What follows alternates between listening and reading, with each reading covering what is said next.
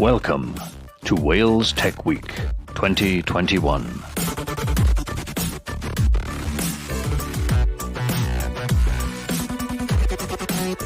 Thank you to our partners. Enjoy the session.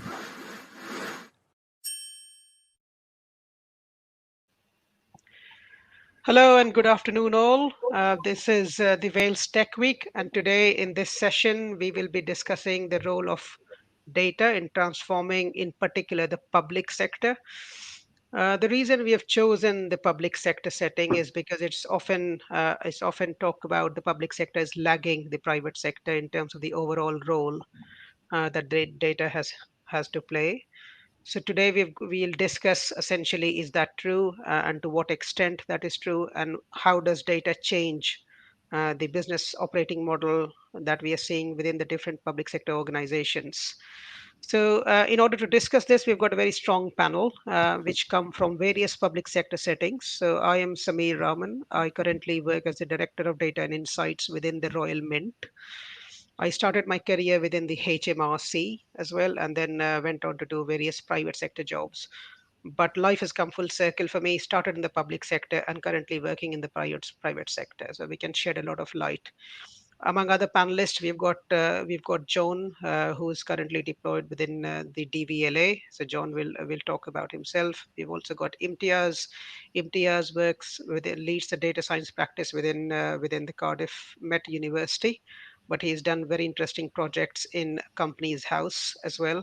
So we've got a strong experience coming from the public sector for us to discuss various things data in the public sector. So first port of call before I ask my panelists to introduce myself, just a bit of suggestion to the audience. If you want to type any questions, there's a comments box, and as you type the comments, we can pick up your questions. So I feel encourage everybody to type questions in the comments box as we go along, and we'll tackle the questions either midway through or at the end of the session.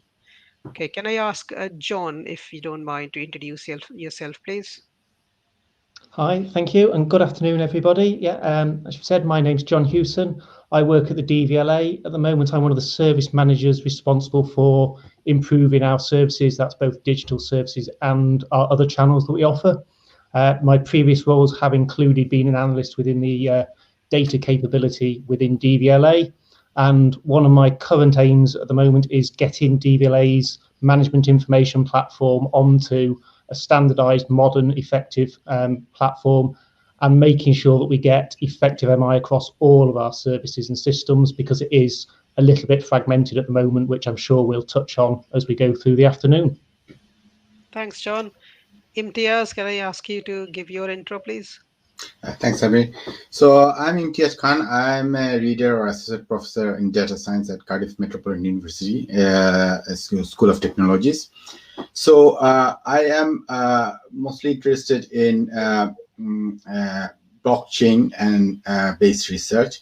So, and to be blockchain more specific on crypto governance, how blockchain-like technologies can improve operational efficiency of different government organizations, as well as how it brings value to public. So, and also I am leading the program director for apprenticeship data science program, which is first of its kind in Wales. With our apprenticeship, most of the apprenticeship to date are from different government organizations.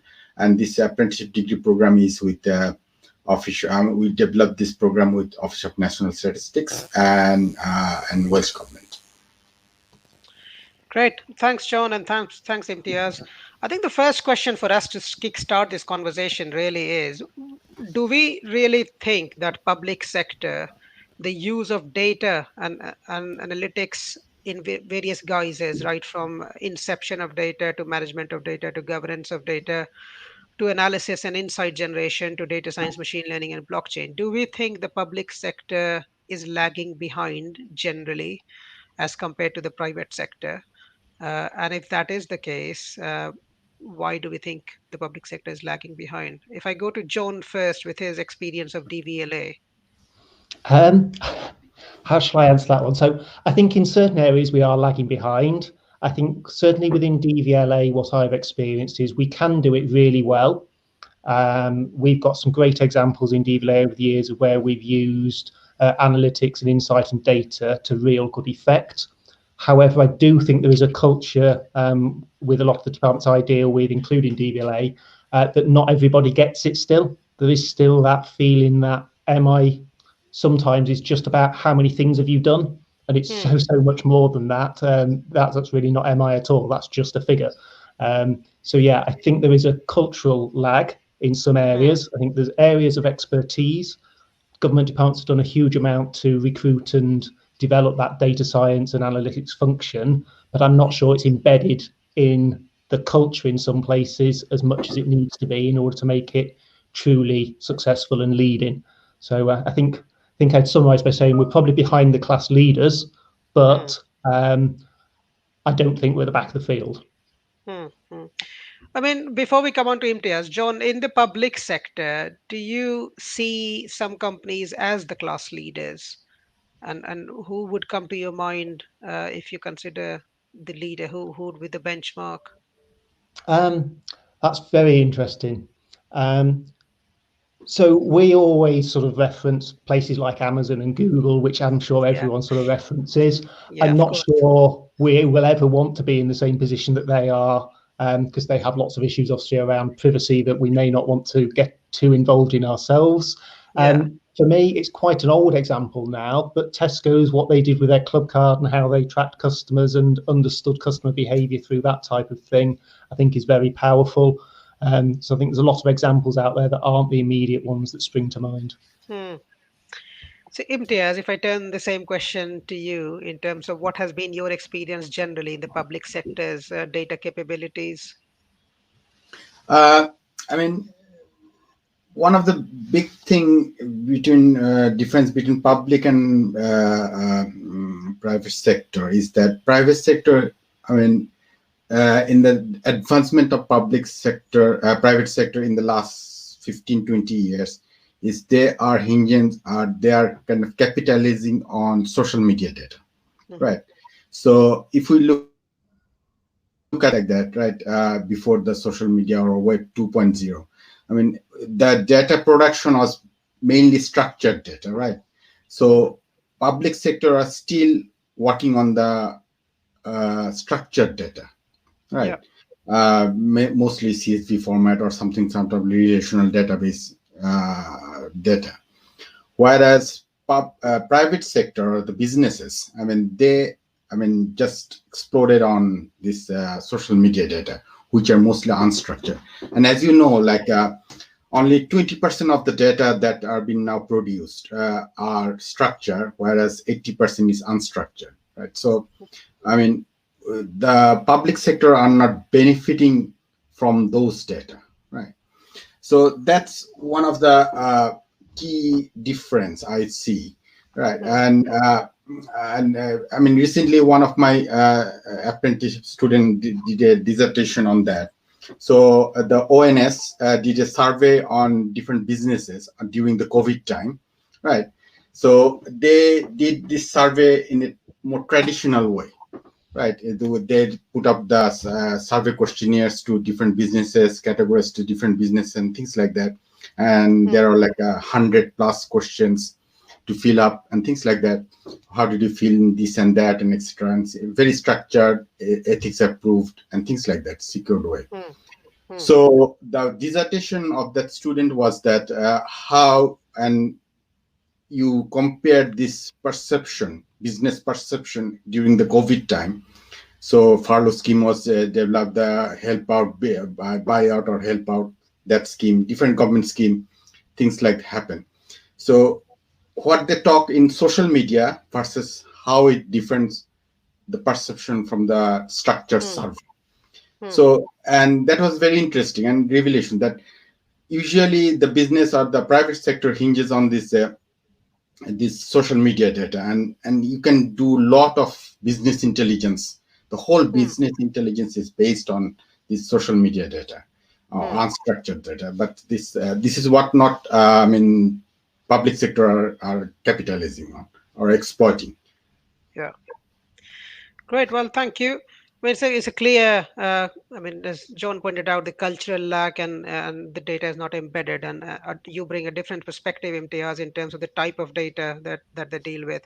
Mm. I mean, the third perspective from me is really from my own experience working in HMRC and the Royal Mint. And Royal Mint is a good example because when I joined the Royal Mint about 2 years ago, Royal Mint, it's the commercial and the customer aspect I found has been an enabler for data. So Royal Mint, you can break the Royal Mint into two businesses. One side of it is the manufacturing part, which develops currencies and stuff like that, and that part doesn't require a lot of data and insight, and really that just reports to the government. The government gives the tender, and you produce the coins.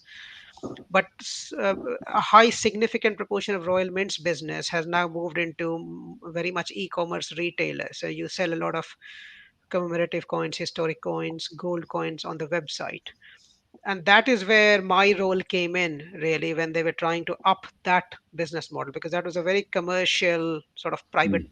not privatized, but a very commercial model where you have to increase profits. And at the other end, you have to act like a retailer where you are providing the customer the products, the service, at the price that they need.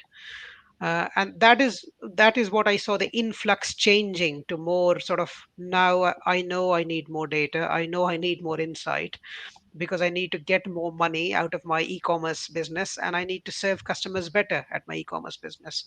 So that's my experience so far. The split between commercial and non-commercial, I think, I mean, not I think, I know from Royal Mint's experience, drives a lot of that data landscape and culture and everything. But I want to touch on that view from you too. I mean, in terms of John, in terms of DVLA and the end consumer and the commercial nature of it, have you ever thought about that kind of? Does data help inform the end consumer or produce more profits to DVLA, considering DVLA is probably a not-for-profit organization? Yeah, it's a great question, and it does, and that's probably where our journey started, about trying to reduce costs than actually improve customer satisfaction. And we've used the same learning from that to actually now turn it into customer satisfaction, because that has a knock-on impact on costs as well. So we do have a very small commercial arm that deals with selling number plates. You can buy personalized number plates from us. We've got a website for that, and we apply a lot of the things that no doubt you do in Royal Mint as well, to learn about customer behavior, understand changing patterns, trying to increase the sales, of course, of those number plates. And we've used the same thing when we started doing our online services back in the mid 2000s. I think it was 2004. We started venturing into online services.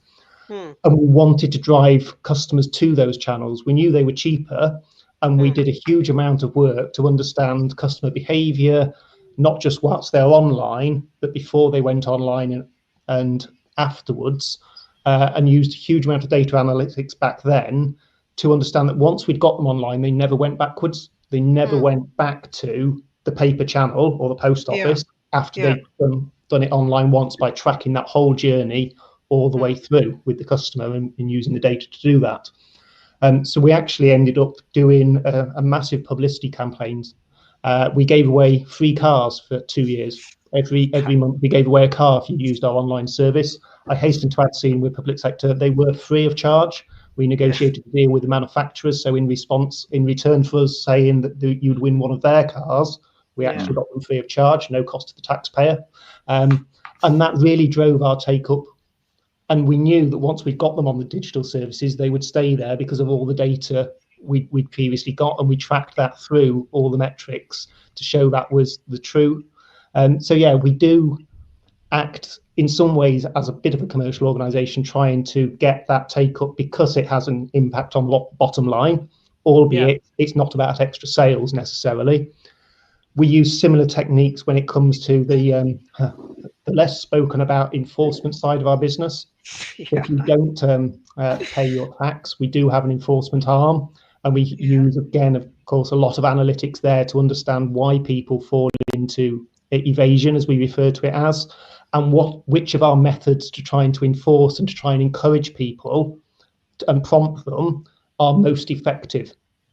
And actually, a lot of that analytics over the last few years has pushed us to do less enforcement and more persuasion, because we've learned that for a large number of customers, the fact that we're contacting them, telling them that we know that they need to do something, is as effective as taking enforcement action where they feel they're being penalised for something they perhaps had forgotten about. So whilst we still have our harder enforcement methods for those customers where that's the only game in town, for a large number of customers now, we take softer action and just use reminders rather than penalties, because the data showed us that was more effective at actually getting them compliant and safely on the road and fully taxed and insured. So yeah, it may have started with commercial aims, but it's the same trigger point, saving us money and better customer service. Yeah. So I probably talked too long.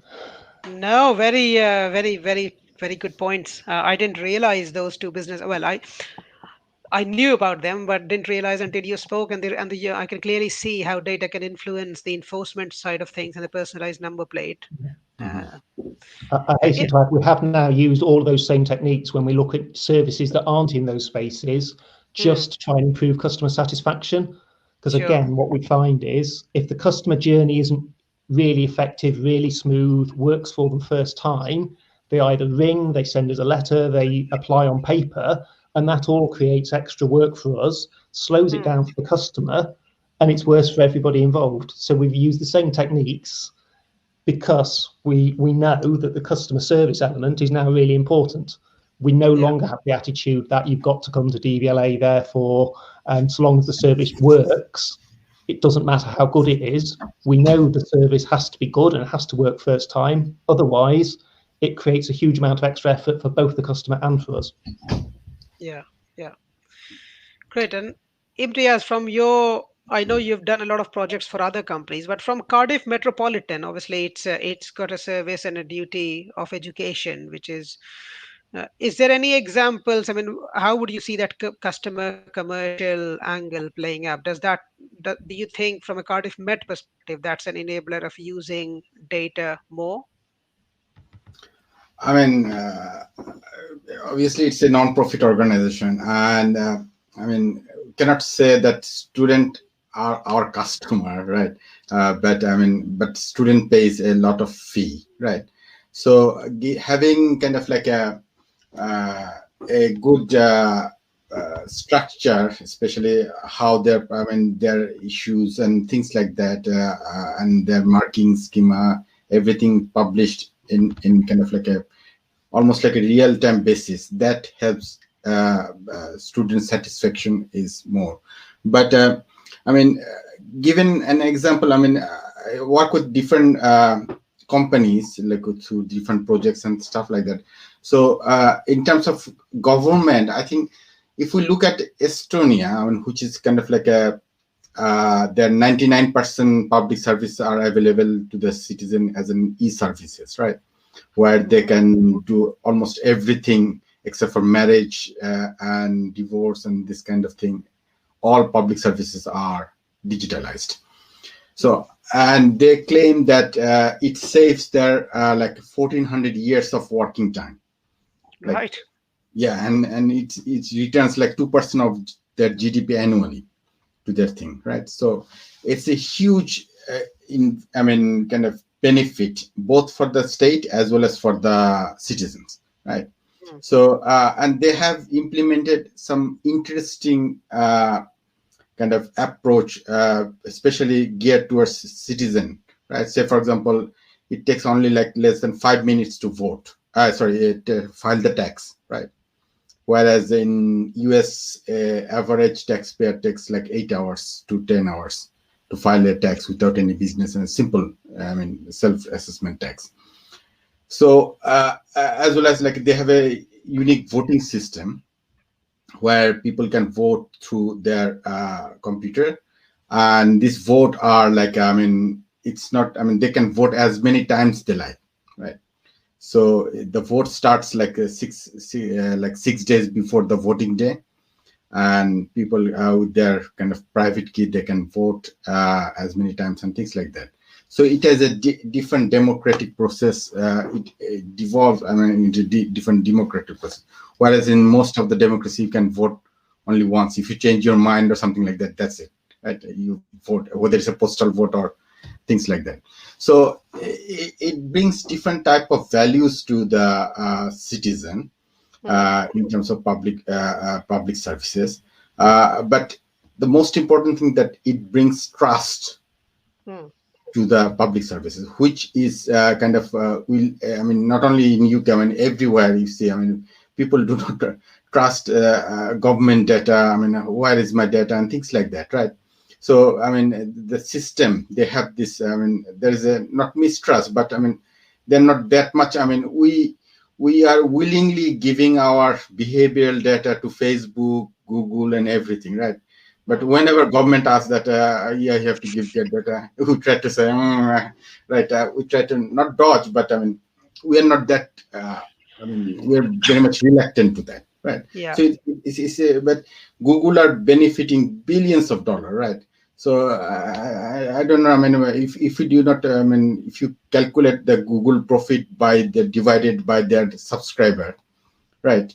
It is like a $1,500 per year per head, right? So actually, we are subscribing Google $100 more than $100 per month, right?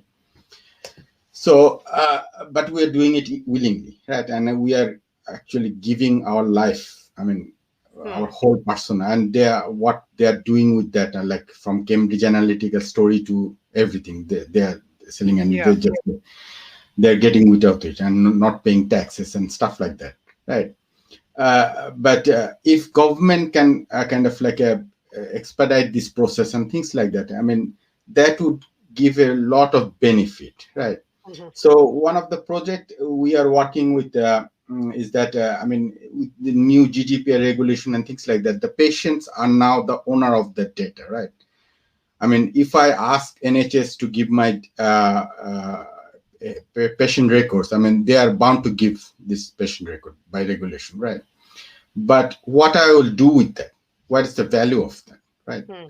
So we're trying to build a marketplace, like blockchain-based marketplace, where I can like an Airbnb or shared economic model or Uber driver and things like that. I can sell my health record data to researcher like pharmaceuticals and things like that, right?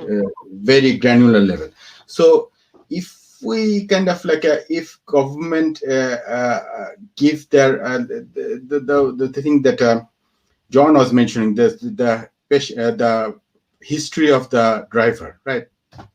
So they are kind of like incentivizing by giving, I mean, different type of incentivization. But if the person can monetize their data, right, that will, I mean, like Airbnb and Uber, which is a shared economy kind of thing, but still there is a centralized, I mean, who are taking benefit of it, like Airbnb and making billions of dollars, right?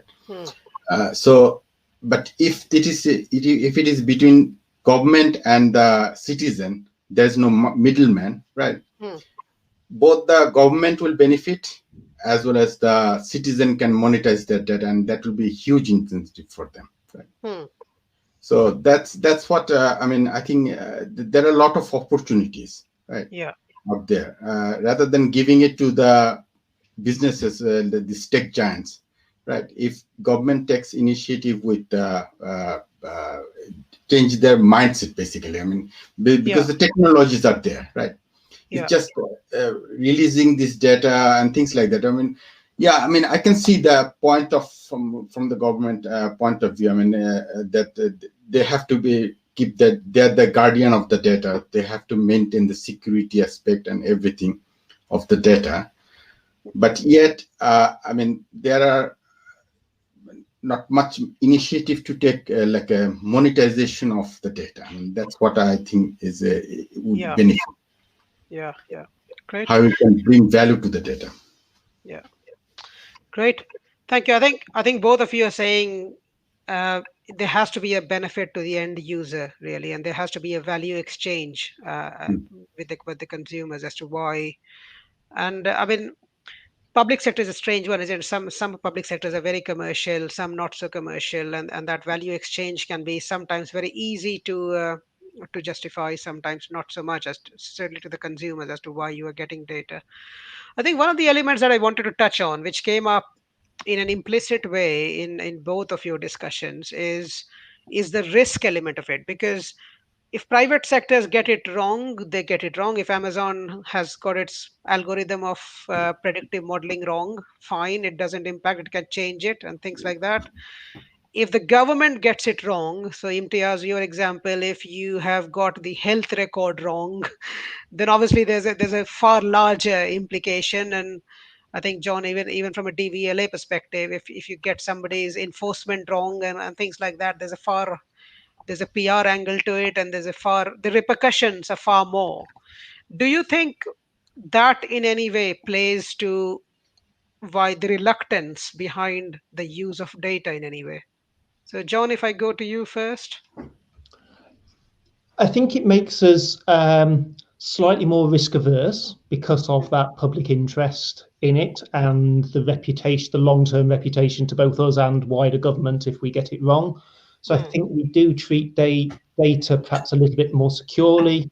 We make sure we, as much as possible, can be whiter than white rather than playing perhaps in the grey areas in the middle, on the basis that we absolutely don't want to get caught out. The other element I think that complicates it for us, slightly off the data track now, but we have to make sure we serve 100% of customers. In the commercial world, you can choose to only target customers who want to transact in a certain way, can't you? Yeah. Until recently, Amazon didn't have shops. If you wanted to buy from Amazon, you had to buy online. We can't necessarily say you have to do something online when it may prevent someone from being able to drive. That's obviously not acceptable. So, not just in the data side, but generally in our services, I think we take slightly smaller steps, and we try and make sure that we don't leave people behind in doing so. And you're right, with the data, I think we probably have greater controls around it than some private sector organisations. Not all by any stretch. I'm sure some of them have controls that are even better than ours. But yeah, I think certainly within DVLA, we've got a very good governance structure to make sure that we don't take any risk with customers' data. And Imtiaz, what's your view so far? I mean, you've worked on a company's house project and stuff like that. Do they treat their data with a much more risk-averse view, or do they treat it as a normal commercial organization? No, there's a lot of difference. I mean, not only that they have to consider the citizen public point of view and the risk involved with it. Also, they have to adhere to different regulation, data management regulation, especially GDPR, right? So that is also the every step they have to take, right? They have to kind of evaluate this step against GDPR regulation in one hand, and the other hand is that how secure it would be, and of course the ultimate value it will propose to the citizen itself. So they have to maintain all aspect of it, right? Whereas in business, I mean, as you said, I mean, they don't have to. I mean, Facebook. One time they get into say that we are just platform. We are not liable to any publication or whatever happens, right? Yeah. And another moment they say that they delete contents and delete suspension of accounts or something like that, right? So they have that freedom, right? But I mean, obviously, government organization cannot have that type of freedom, or I mean, I would say that is reckless. I mean, in some extent. I mean, say for example, the way Twitter treated Trump during his tenure and just after his tenure, it's horrendous, right? I mean, you cannot do it like with as a public service organization. But I mean, yeah, it is a limitation, I would say. I mean, and it hinders the adaptation process and things like that. But also against the way the cyber security is kind of is becoming a big issue. Right? So more and more hacker, getting into hack or getting, put ransom to different organizations, like an NHS got hacked year ago or something like that, right?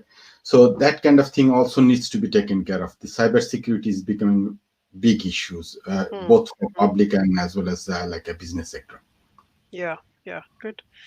Yeah, what I'm so exactly, I mean, the risk of getting it wrong, what I'm hearing is much huge. And very good point, John, that you brought to the table is public sector has to serve 100% of the consumers rather than being selective, which is a luxury that the private sector private Mhm. sector has.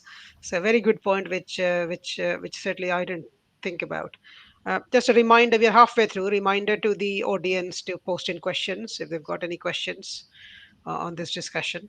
So we move on to, I mean, we've talked about the risk aspect, we've talked about the benefit to the end consumer, the commercial nature, and the value exchange of data. I mean, if you talk about the leadership within the public sector, I think how much, I mean, it's talked about the leadership drives everything, the culture, the data literacy, and things like that. I mean, if it'll be interesting to know your thoughts on, John, certainly from a DVLA and MTR's, your experience of the public sector is what is the leadership take on data in terms of how do they see data being a key differentiator or a service driver or improving customer satisfaction, and how has that mindset changed over the last 5 to 10 years? John, if I go to you first again. Yeah, so I'm not sure this is DVLA specific issue. It'd be good to get your views on this as well. But it Yeah. does change depending on the leader over time, although there has been a generic change, I think, in leadership over the course of the last 5 to 10 years. So if I think back over my time dealing with data in DVLA, there have been leaders who have been all over it, been asking questions on a daily basis, always wanting data to back up their decision making. And there have been others who've left it to other people to look at and not even ever asked about it, whether it existed or not, they almost didn't know. Um, we have seen that change, I think, over the last few years. I think government digital services have helped drive that to an extent through Hmm. government because Hmm. they ask for it. They produce something called the performance platform. It's been replaced now with other metrics, but they push for some basic things to be reported. There's a much bigger push for monitoring the customer, for customer satisfaction, understanding if customers are being successful when they transact with you. So we now get that a lot more from our executive board. They definitely want to see the metrics now on things that we're bringing forward. They want to understand the customer. And Yeah. that's not just from a data point of view.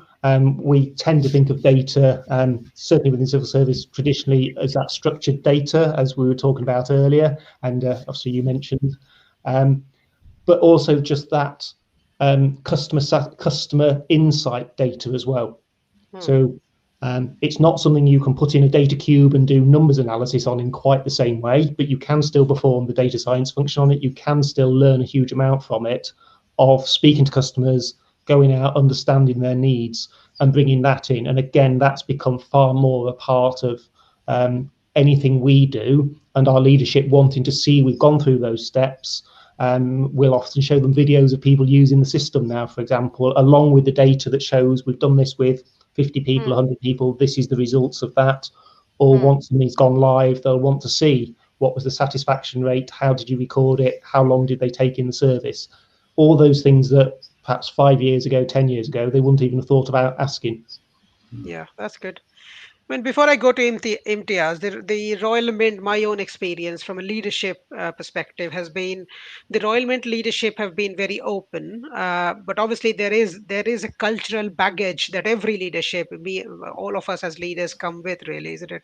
If you work in a currency environment, which is what Royal Mint was all about 10, 20 years ago, then the need for data in real sense was very minimal, because again, as a value exchange, we were talking about government gives contract, you certainly fulfill that contract and give it back to the government.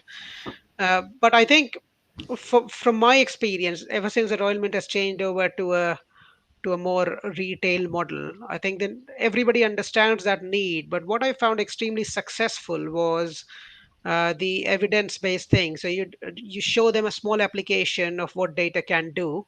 So how data can help develop new products or inform you about new products or open up new markets and things like that. For example, within the Royal Mint, we have opened up multiple countries in the last 2 years, and all backed by, do you know this is the market size, I mean, of that country? Do you know there is no other competitor? Do you know our products sell very well? Do you know the customers attitude to British coins is even better than the attitude in the UK? So all the tick factors, and we went in with a success, and that has really opened them up to a data at a strategic level, saying, yeah, if I go into an enter a country, data will inform me the next country to enter in or the next product to go into. And similarly for the gold market, when we went into the gold market 6 years ago, it was all informed by, do you know there was an appetite for gold? Do you know the Royal Mint? People associate Royal Mint with gold coins anyway, so you might as well we might as well develop. So it's quite interesting. I think the leadership attitude has changed when you show them what data can do. Certainly in the Royal Mint's case. So Imtiaz, a different question for you. I mean, I know you talked about blockchain and certainly the projects that you have done. It'll be very interesting to hear that angle from a public sector, because I haven't seen a lot of blockchain deployments and development in the public sector. So can you talk about that project in particular that you're doing? Yes. So it is a CASE funded. CASE is like a knowledge exchange. I mean, social. So it's a European and Welsh government funded PhD studentship that we are working with Companies House. So our basic idea was that I mean, how you can improve the operational efficiency of Companies House, as well as more of like a data integrity, ensure data integrity. So there are two aspects of it. Right. So first of all, I mean, in terms of data integrity or as well as interoperability across different government agency, like HMRC, they transact data with HMRC and land registry, right? So, but at current format, they do like a data dump kind of thing, right? So fortnightly or like a intermittently they do data dump. So that how blockchain type of like technology can increase this interoperability across different organizations. So currently, I mean, the approach is like you sync the data schema of the database management system and that kind of thing. But that we found that, I mean, that kind of if you say that you have to change this and that and everything, that kind of like scare people, to be honest, right? Okay, I mean, I have to change things like that and things like that. So we want to build a kind of like a prototype that is a middle layer of blockchain where that talks with the native databases, right? And I think I can, if I show you, it will be more easier. I mean, if I may. Can I share the screen for a second? Yeah, Jesse. I think it shows. Yeah. So, I mean, if somebody, say, for example, incorporate a company, right? The company house basically say that you have to give the same information to HMRC, right? That's how it is, right? And HMRC said the same thing to go to a company's house and fill up your information. So there is a data redundancy as well as like a misinformation can be given, and people sometimes give misinformation intentionally, like turnout of a company and things like that. So, and currently, as I said, that it is mostly like a data dump that they do. So what we develop is this like a middle layer. This is a private blockchain network, right? Right. So it connects with the native databases of these three organizations, right? Excellent. And it also talks with the public blockchain network, Ethereum in this case, where not the data, but the hash of the data is kept there. So if anybody tamper with the data or due to the processing error or something, any intentional or unintentionally, it will be picked up, right? Because it will not match the hash in the public blockchain. So this is kind of the network I can show you in a briefly. So you can think it as these are the four different nodes, three organization and the notary node, right, working together. So if you incorporate incorporation of a new company, so the front end remains the same. So any organization, HMRC, and they see the same form in front of their computer, as well as the citizen. So whenever a company is created, as you can see, it is almost like within a 5-second delay, everything is, so the information is transmitted and their native database get updated, right? Mm-hmm. So without changing any schema and anything, right? So that's one of the big benefit, like we call it a once only principle, right? So the citizen only fill up their information into one organization and everything will in sync, right? And also here you can put it says, for example, in this case, the incorporation certificate, right? And hash of that incorporation certificate will be put into the IPFS, right? So, and with that hash, the citizen can go to any in the bank and they can say that, oh, I want my loan, right? And with the certificate, that they just have to see that certificate, right? Hash of the certificate. If it match with the public blockchain, right, the bank would know that nothing has been tampered. It has been certified already by any of the public or service. So they can kind of we call it zero knowledge proof, right? They don't have to see all the documents and sift through all the documents just with the QR code, put the hash into the QR code, they can do this thing. And this is an interesting thing. So you see the same company has different addresses, right? So if the citizen address change their address into one company, others are synchronized within a 5-second delay, right? So this is a huge benefit for the citizen, as well as for the what is it called? The public service organization also. Excellent. And if you put it into the kind of blockchain network, right? The interesting thing is that John was saying the traceability, the provenance information. So you can kind of collect the whole journey of a company, right? Across the thing. So we are working in there is a new legislation called ROHIBO. It's the registration of overseas entity in UK. Especially they want to see what different companies buying mansion houses in London, and they're kind of like a mess up. Steering up the London estate market, right? So they want to track who are the actual owner of the company, right? A subsidiary has a subsidiary and things like that, shell companies and things like that, and tax that company and the entity properly. So this interoperability across different organizations, public service organization, as well as the capability to trace each event that company does across different organizations, that helps a lot, right?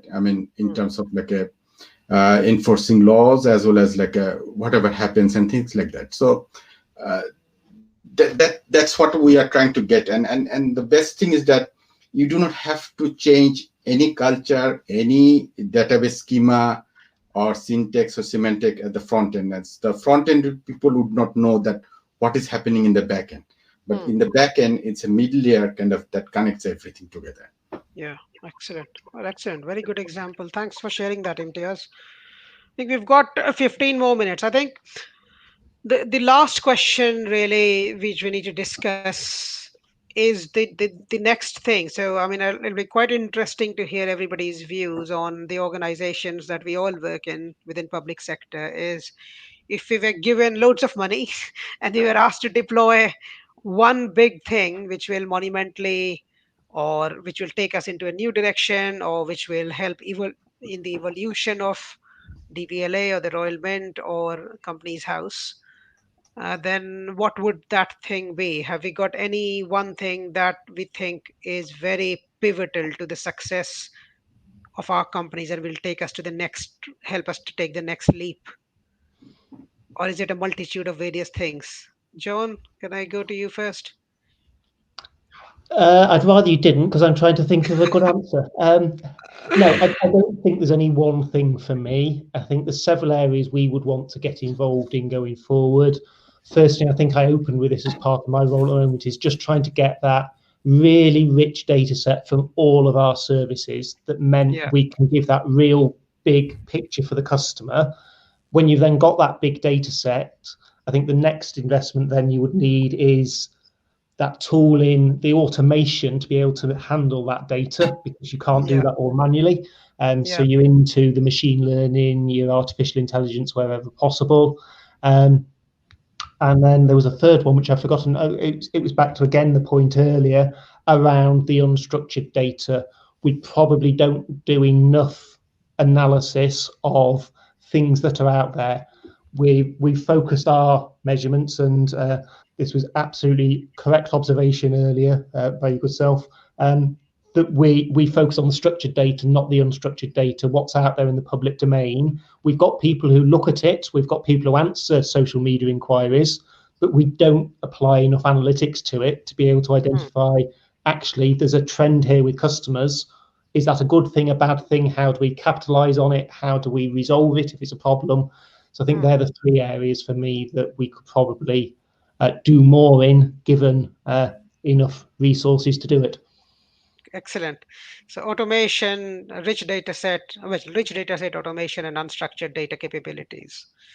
Great. Imtiaz, what will be your view on taking that next leap in the public sector?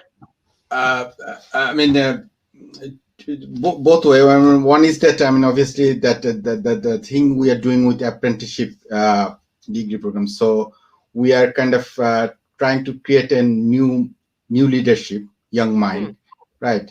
So who are data savvy, who are not afraid to kind of like delve into the data set and complex data set and things like that. So that, I mean, that will come up, right? And more new generation are there, more data savvy and things like that in any way. And another thing is that what I see from working with different through the apprenticeship degree program, with working with different government organization, is that, I mean, still the data analysis is, I mean, limited to statistical analysis, right? There are not much machine learning algorithms and things that have been put into place, right, that can assist decision making and kind of like a classification and understanding of the data from different perspective, right? So that is not much use, even on the structured data. I mean, it's the classical data analysis, regression, and stuff like that. But there are a lot of, I mean, new algorithm. I mean, change of algorithms are coming into place, right? So that can be used, and that culture needs to be kind of developed, especially with the leadership position, that why don't you use this algorithm, see what new knowledge this algorithm brings to the existing data set, right? That can be brought. And also that another thing is that acquiring not only unstructured, the real-time data, right, especially from this age of industrial 4.0 revolution. I mean, most of the data are not only real time but machine generated, right, from different sensors and stuff like that. It's not only that people put on surveys, or, I mean, you measure the old-fashioned way and things like that. There are no new technologies are coming, so why not to exploit these technologies, right? And in terms of technology, obviously, I'm kind of like a advocate for blockchain and things like that. Sometimes it's called Web 3.0, and many government across the globe, especially in land registry and birth registration and things like that, they are using this technology. So that can be integrated, and we can see that, I mean, from our small project, I mean, we can see the benefit of it and stuff like that. Great. Well, thank you. I think it's pretty clear as what both of you are saying. It's not just a one big thing. I think from my perspective, it's John was pointed out, and probably Imtiaz, you touched on it as well. It's the whole sort of the data process, people, technology element, isn't it? That needs, all of them needs an upgrade. I mean, Imtiaz, you touched on people's skills and capabilities and bringing the young people into this with a very different mindset. We also, from a data perspective, we touched on unstructured data, we touched on, Imtiaz, you mentioned real-time data. So again, access to more data and more real-time data to do the analysis. That will be a good next step. And we haven't talked about processes, but accordingly, I think, John, you mentioned about automation. I would add self-serve and democratization to that. That's quite an important part to get the data embedded within the DNA of an organization. We talked about technology infrastructure. Imtiaz, you presented a good business case for that. So technology infrastructure obviously has to mirror that. And we also touched on the leadership aspect, which was how important it is for the leadership to champion this and to get the data vision right.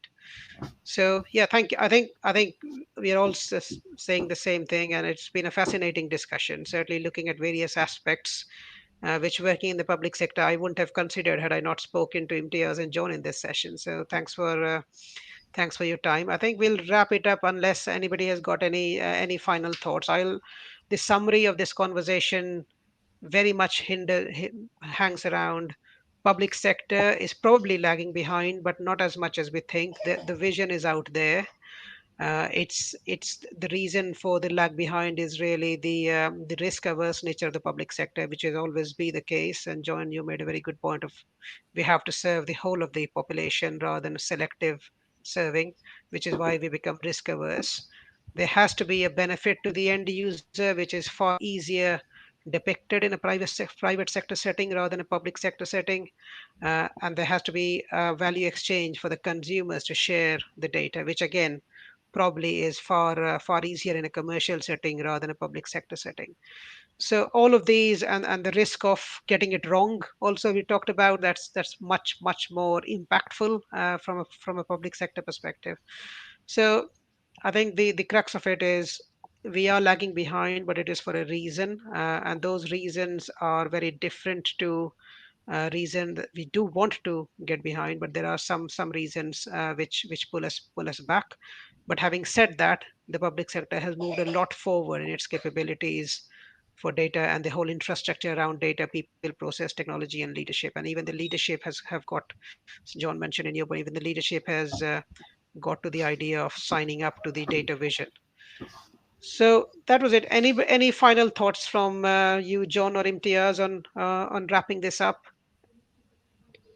No, I think that's a really great summary of what we've discussed this afternoon. Yeah, I think it's just then if there are any last minute questions from anyone watching. Imtiaz, any last comments? Yeah, I mean, great comments, and great talking to this panel.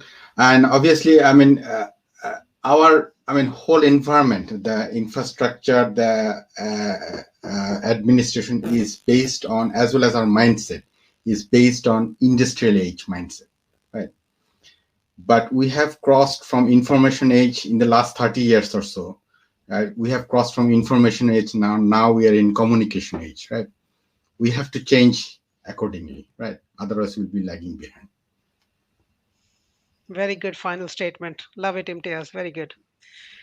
Great. I can't see any comments. I don't know whether the backstage guys can see any comments.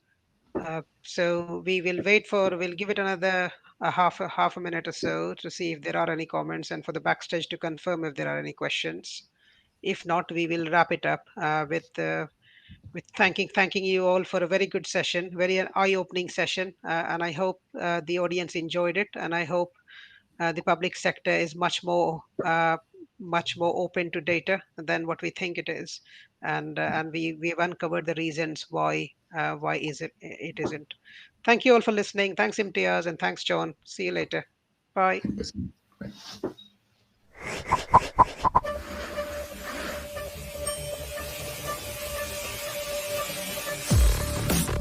Thank you for watching. Rewatch all of our sessions online. Thank you to our partners.